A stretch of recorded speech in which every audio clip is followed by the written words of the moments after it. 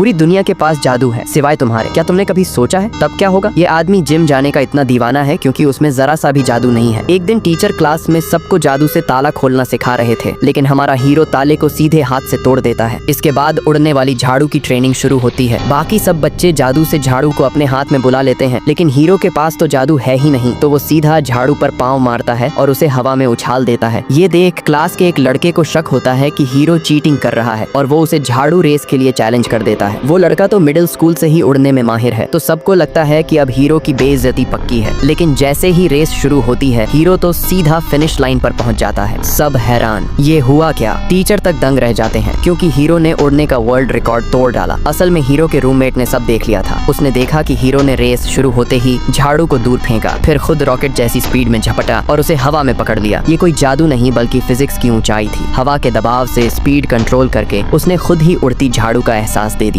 लेकिन वो लड़का हार मानने को तैयार नहीं था और तभी सीन में एंट्री होती है येलो हेयर स्कूल बुली की। वो बनावटी मुस्कान के साथ हीरो से दोस्ती करने आता है। क्लासमेट्स सोचते हैं अब हीरो गया काम से, क्योंकि ये बुली तो सीनियर हाई स्कूल का टेरर है, पहले शिकार की तरह। सब कुछ नॉर्मल लग रहा था, लेकिन हवा में कुछ अजीब था। तभी टीचर बीच में आ जाते हैं और टकराव टल जाता है। लेकिन जाते जाते बुली हीरो से कहता है स्कूल के बाद मिलना जरूर। हीरो कुछ समझ नहीं पाता और हाँ कह देता है। असल में ये सब उस हार का बदला था। वही लड़का जिसे हीरो ने रेस में हराया था, उसे बुली ने एक पंच में ही धुल चटा दी थी। बुली तो पहले से ही गुंडागर्दी के लिए फेमस था। रूममेट हीरो को समझाता है कि बुली का बाप जादू मंत्रालय का बड़ा अफसर है और वही इस दुनिया का सबसे बड़ा पावर सेंटर, इसलिए कोई उसके खिलाफ आवाज नहीं उठाता, न टीचर न प्रिंसिपल। हीरो सब सुन रहा था, लेकिन अंदर से वो किसी की भी परवाह नहीं करता। बुली के साथ मीटिंग का टाइम भी भूल जाता है क्योंकि वो अपने सबसे पसंदीदा काम में बिजी था, गॉब्लिन पफ्स बनाना। पहली बार कोई उसे इग्नोर करता है और बुली का खून खौल उठता है। अगले दिन जब हीरो बैग खोलता है तो उसके सारे नोट्स फटे हुए मिलते हैं। बुली सामने आता है और पूछता है कल क्यों नहीं आया? हीरो बिना डरे कह देता है गॉब्लिन पफ्स बना रहा था,